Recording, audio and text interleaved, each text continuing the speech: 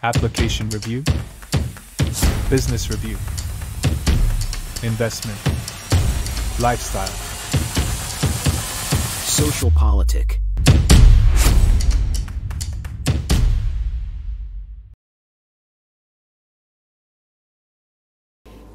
Halo Bapak Ibu, saudara-saudari sekalian, lovers and haters. Salam cerdas Indonesiaku. Jumpa lagi kita pada kesempatan kali ini.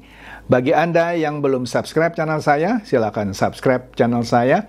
Tekan loncengnya agar Anda dapat notifikasi setiap kali saya mengupload video-video saya.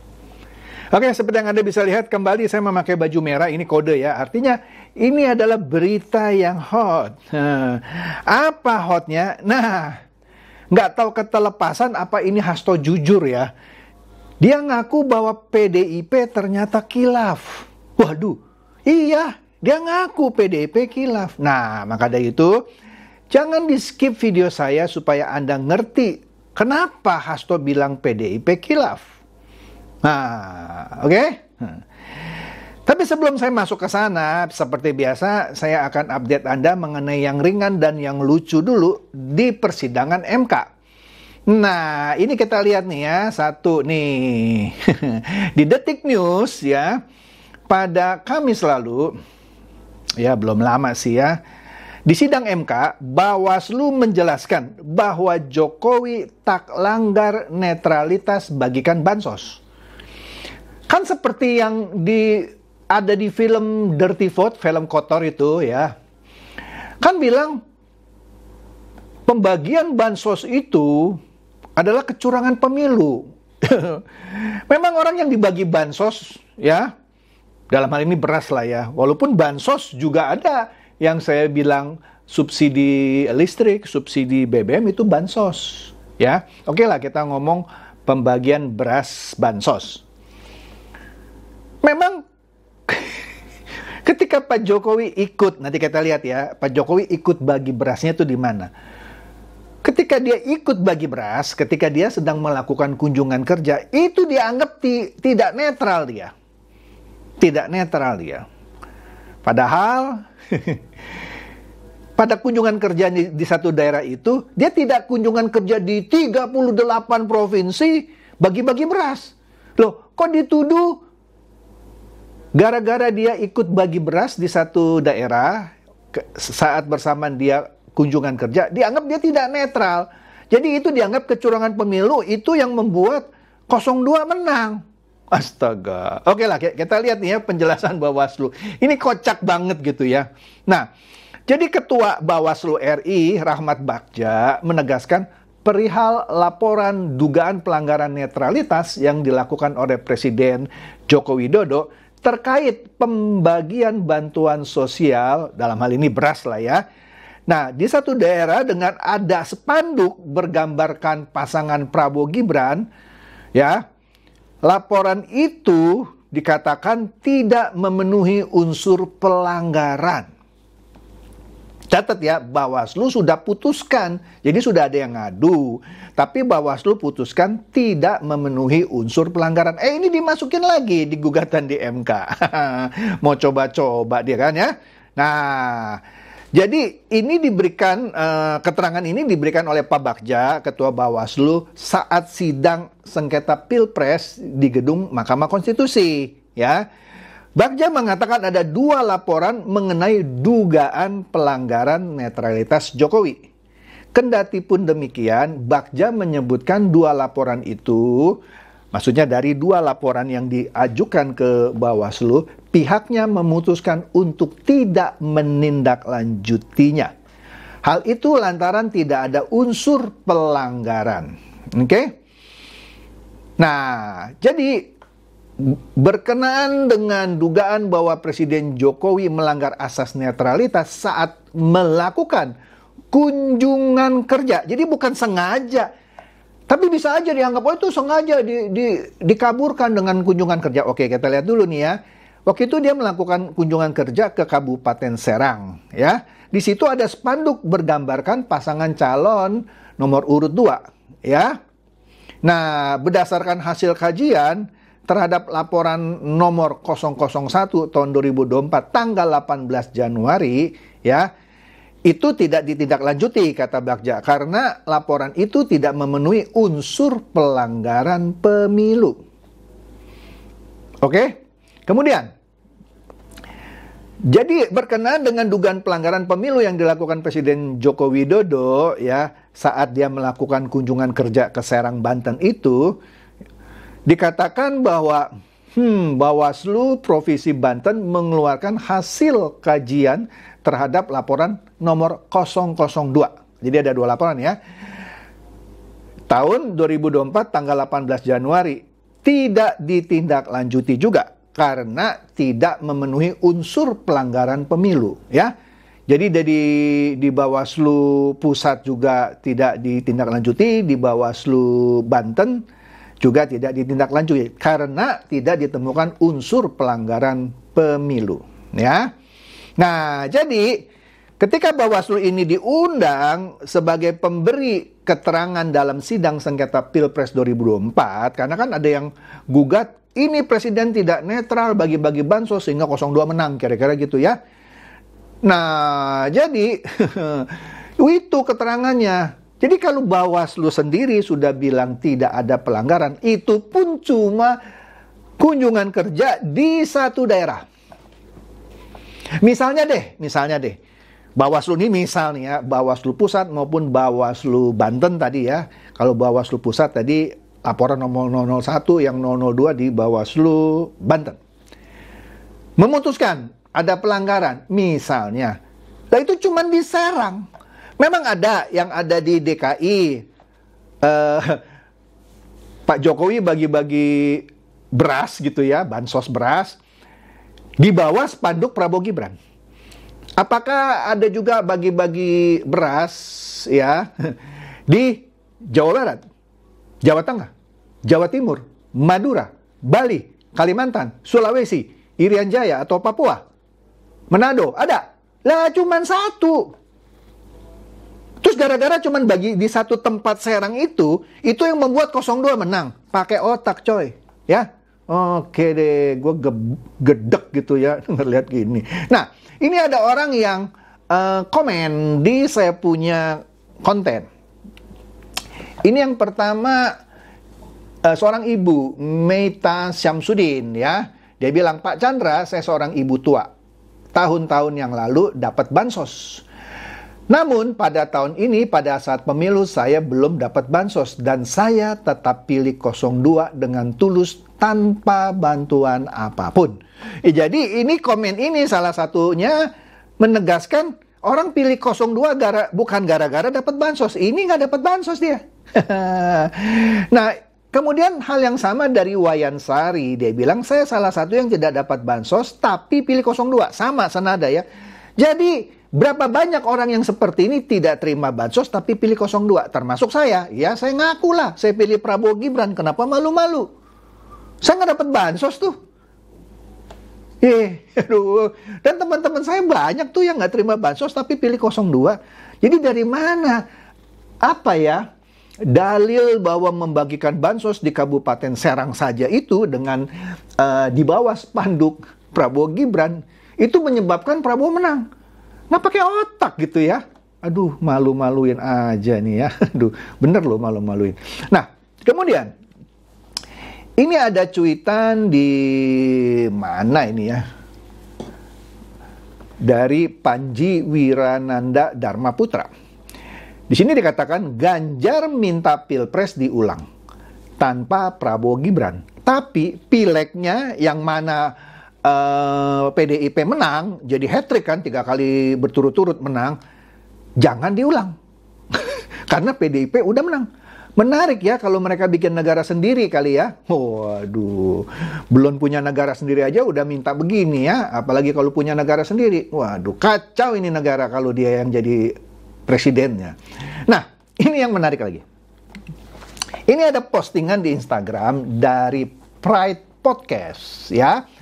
Ini ada foto Puan Maharani datang di acara buka bersama dan pengajian di rumah Ketua TKN Prabowo Gibran, Rosan Roslani. Ya, mantap kan? Pertanyaannya, Ganjar bisa nggak begini? Hasto bisa nggak begini? Ya nggak bisa lah. Ini tandanya apa? Ya artinya tandanya bahwa meskipun waktu pilpres mereka itu berkompetisi, sekarang pilpres menurut saya loh ya, ini kan interpretasi saya, boleh dong ya, dia anggap sudah selesai. Jadi Puan menganggap ya sudah selesai. Memang begitu hasilnya. Sekarang dia bersilaturahmi baik-baik. Enggak kayak yang namanya Ganjar dan Hasto, terus saja ngoceh, bilang ada pelanggaran, Pak Jokowi ngibul. Nah, nanti saya kasih lihat. Dia bilang Pak Jokowi dan Gibran ngibulin PDIP. Waduh, kasar banget ya. Masa dia bilang begitu? Iya, dia bilang Jokowi itu ngibulin PDIP. Kita lihat videonya. Mas Gibran, saya dapat informasi kalau Mas Gibran mau dicalonkan sebagai wakil presiden mendampingi Pak Prabowo. Ini ada Pak Komar. Pak Komar ini orang Indonesia Timur. Ya, tidak. Okay. Lalu Mas Gibran menjawab, Pak Sekjen, saya ini lahir dan dibesarkan di PDI Perjuangan, termasuk melalui sekolah partai. Saya tahu bapak saya akan berakhir tahun depan. Kalau saya tidak berlabuh ke PDI Perjuangan, kemana lagi? Ungkapan Mas Gibran dengan penuh haru. Padahal sudah ada keputusan dari keluarganya bahwa Gibran akan maju. Betul. Kemudian ternyata ketika akhir April itu sudah ada keputusan dari keluarga bahwa Mas Gibran mau maju.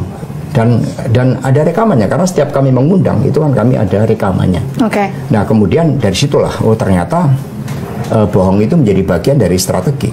Padahal seorang pemimpin, yang namanya kebohongan itu dalam filosofi kita itu tidak boleh dilakukan. Kemudian tanggal 2 Agustus ini juga ada videonya. Bu Mega dalam memberikan pengarahan kepada seluruh kepala daerah menjelang penutupan, sudah wassalamualaikum warahmatullahi wabarakatuh. Ibu udah berdiri, tiba-tiba ibu duduk lagi. Loh, itu ada Mas Gibran dan Mas Bobi. Sekarang saya tanya pada Mas Gibran, apakah masih di PDI Perjuangan? Masih, Bu, disaksikan oleh seluruh kepala daerah. Jawab ibu, yang benar. Nanti saya bilangin ke bapak loh.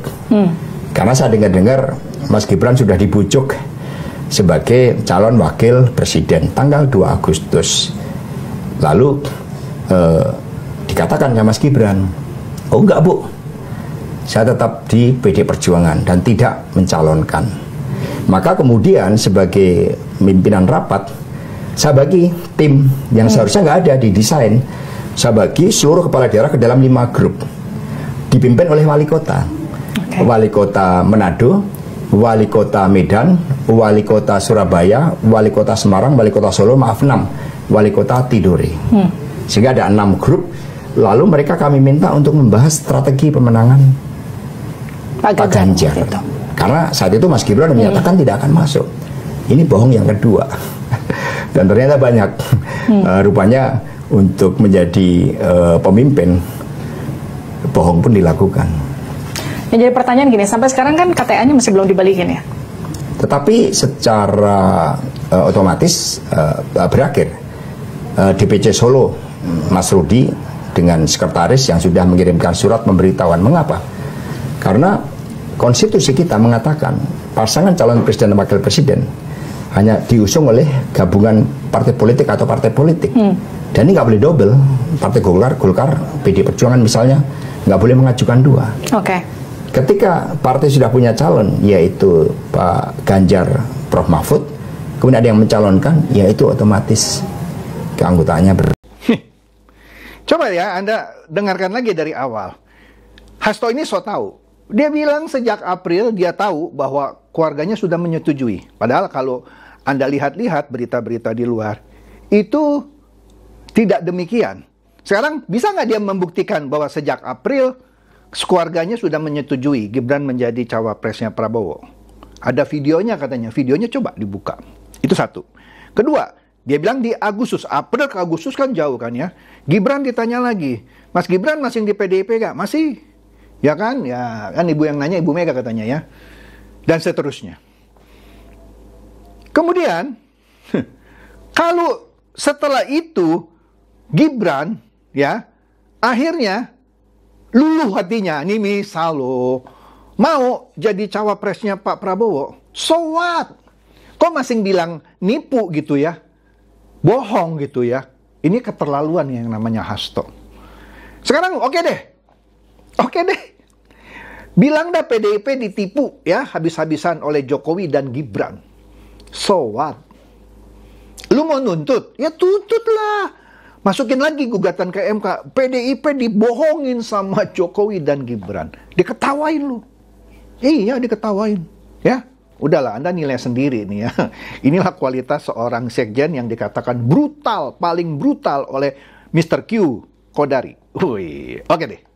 Nah, tidak cukup di situ. Di sini di Kompas ya. Hasto ini, sekjen PDIP bilang, kami khilaf, dulu ikut mencalonkan Gibran. Astaga, khilaf lu ternyata yang namanya PDIP khilaf. Ini pengakuan Hasto. Nanti kita tanya Ibu Mega ya, Bu, bener nggak dulu yang namanya PDIP itu khilaf? Ini kata Hasto lu, ya, mencalonkan Gibran. Wah, astaga, berani ya Hasto ngomong gini ya. Saya baru tahu nih ya. Oke, di sini katanya partainya khilaf ketika mengusung Gibran Rakabuming Raka sebagai calon wali kota Solo pada 2020 lalu.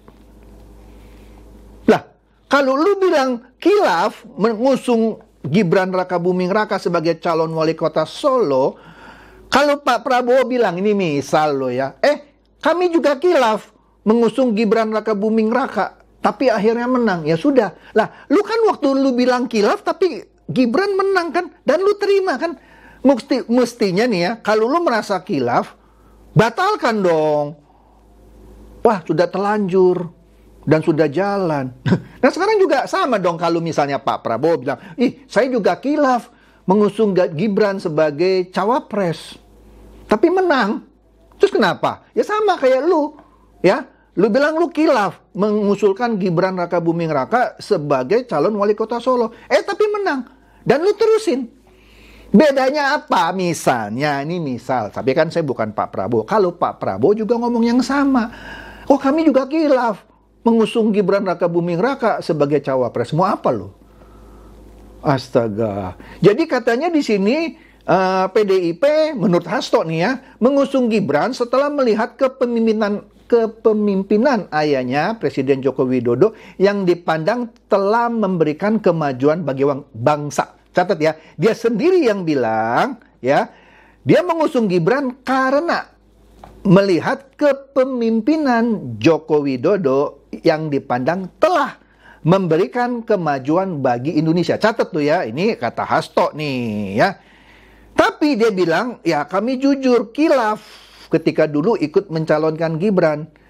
Ya, karena kami juga di sisi lain memang mengakui kemajuan yang dilakukan Pak Jokowi, ya. Kata Hasto dalam suatu diskusi yang bertajuk Sing Waras, Sing Menang. Lah, siapa yang waras? Iya, 02 waras, makanya menang katanya ya. Itu Sabtu lalu nih. Maaf. Iya, Sabtu lalu. Baru nih berarti. Baru, iya ya, Sabtu. Baru kemarin berarti. Oke deh. Kemudian, namun demikian, Hasto menyebut partainya belakangan menyadari bahwa kemajuan yang dibawa Jokowi itu menyebabkan beban utang yang sangat besar.